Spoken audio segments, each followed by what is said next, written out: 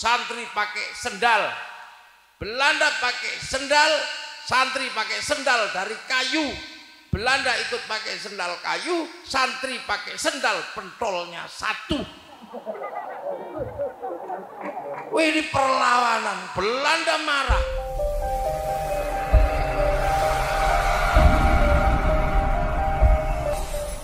Assalamualaikum warahmatullahi wabarakatuh.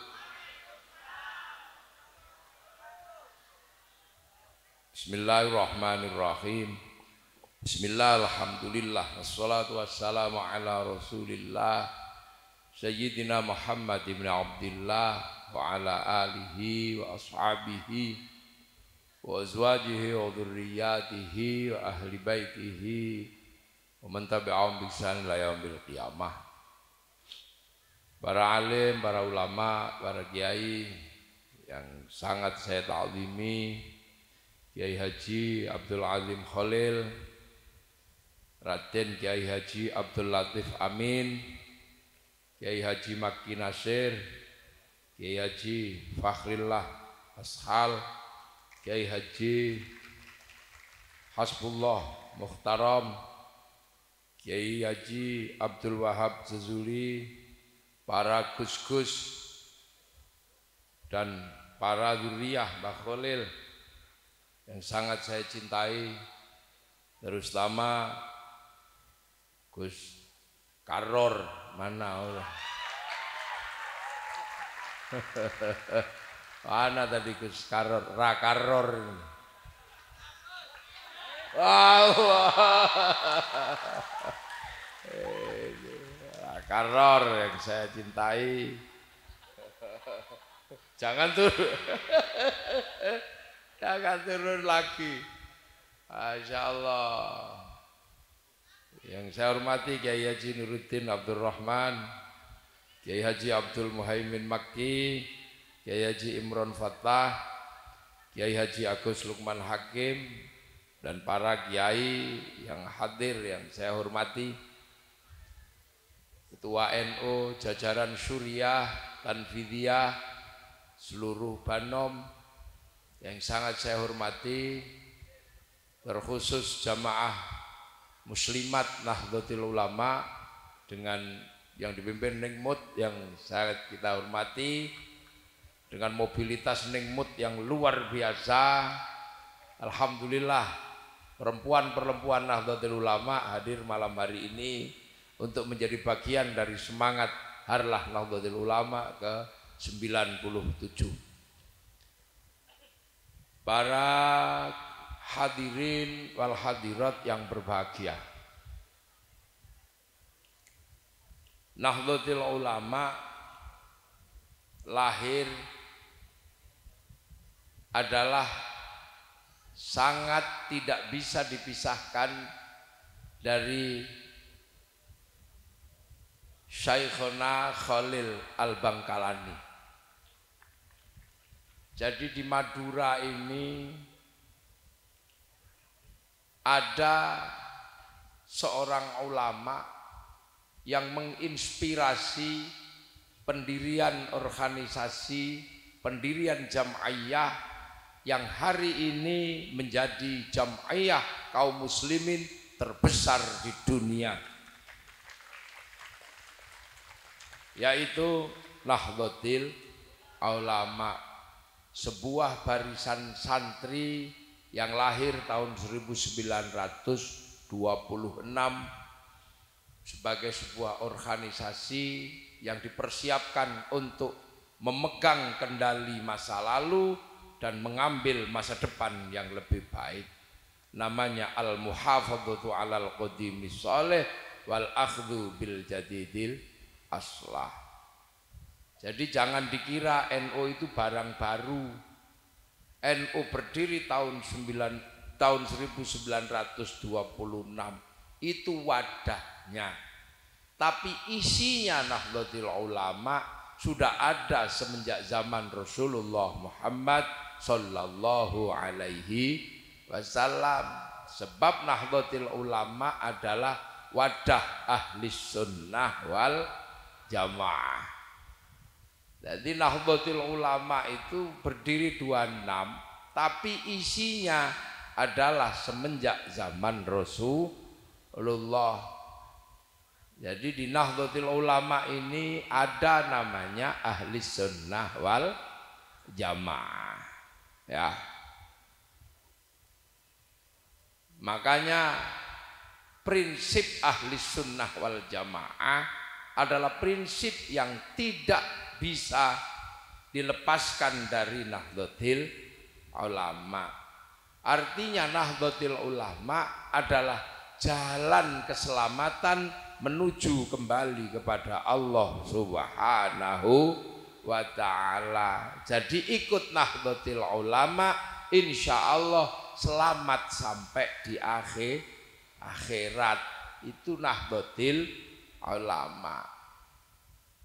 Makanya kalau yang tidak mengerti Nahdlatul Ulama, dikira Nahdlatul Ulama itu organisasi murni kemasyarakatan. Dikira organisasi NU itu seperti organisasi yang lain. Sehingga kemudian yang dilihat adalah semata-mata capaian Nahdlatul Ulama sebagai organisasi umum. Makanya kalau dilihat dari situ, kemudian banyak yang kemudian merasa tidak butuh Nahdlatul Ulama, sehingga di tengah jalan dapat tawaran yang lain, belok mengikuti yang lain. Hal ini tidak perlu khawatir, karena dulu ketika santri melakukan gerakan-gerakan besar, bahkan orang alim dari Belanda juga bingung dengan Nahdlatul Ulama, bingung dengan santri. Mereka hanya punya kesimpulan satu, bahwa di Indonesia itu ada satu komunitas muslim. Ya, komunitas muslim yang disebut santri. Di mana santri itu cirinya 3 kata Belanda. Apa cirinya? Sarungnya ngelinting. Ya, sarungnya ngelinting. Pecinya miring. Tangannya gudiken. Itu dulu. Yang rawuh siapa? Oh, Masya Allah. Ya, monggo. Alhamdulillah. Sugeng rawuh. Itu kalau orang Jawa menyebutnya sugeng rawuh. Monggo.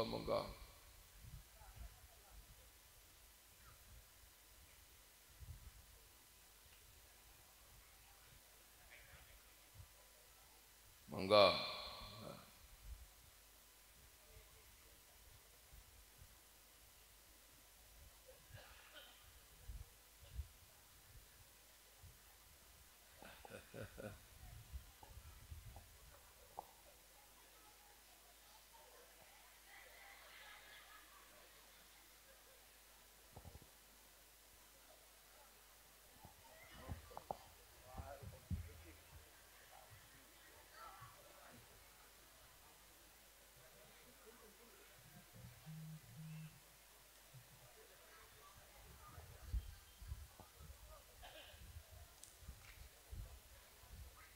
Jadi dulu orang Belanda ketika menyebut santri itu cirinya 3, karena nggak ngerti santri itu apa. Pokoknya ada kaum muslim di Indonesia, di Hindia Belanda, kok pecinya miring, sarungnya ngelinting, ngepir gitu, terus tangannya gudiken, itu pasti santri. Dan santri ini adalah satu komunitas yang oleh Belanda sangat susah dikendalikan karena tidak pernah mau berkompromi dengan Belanda, nggak pernah mau berkompromi dengan penjajah. Grimis, udah duduk aja nggak apa-apa. Barokahnya Syekhona Khalil, semoga hujan reda. Al-Fatihah. Iyyaka na'budu wa iyyaka nasta'in mustaqim shiratal ladzina an'amta 'alaihim ghairil maghdubi 'alaihim waladdallin. Amin. Jadi saya pernah dapat cerita bahwa Bupati Bangkalan yang pertama itu bikin acara pernikahan, tapi di musim hujan. Datang ke tempat Syekhona Khalil, tolong Syekhona tolong hentikan hujan, karena saya mau bikin pesta pernikahan anak saya. Saya pengen 7 hari 7 malam tidak hujan. Kalau Bapak Bupati, kalau Syekhona memang wali pasti bisa menahan 7 hari. Baik, kata Syekhona Khalil, ambil kertas diambil sama Syekhona Khalil, ditulis dikit, ditulis, tolong tulisan ini kamu paku di atas pintu. Bener-bener 7 hari 7 malam nggak hujan. Akhirnya Bapak Bupati ini saking senengnya pengen tahu tulisan apa ini, kok hebat bisa menghentikan hujan sampai 7 hari 7 malam. Begitu dibuka, Bapak Bupatinya emosi karena tulisannya Bupati Malak Naraja.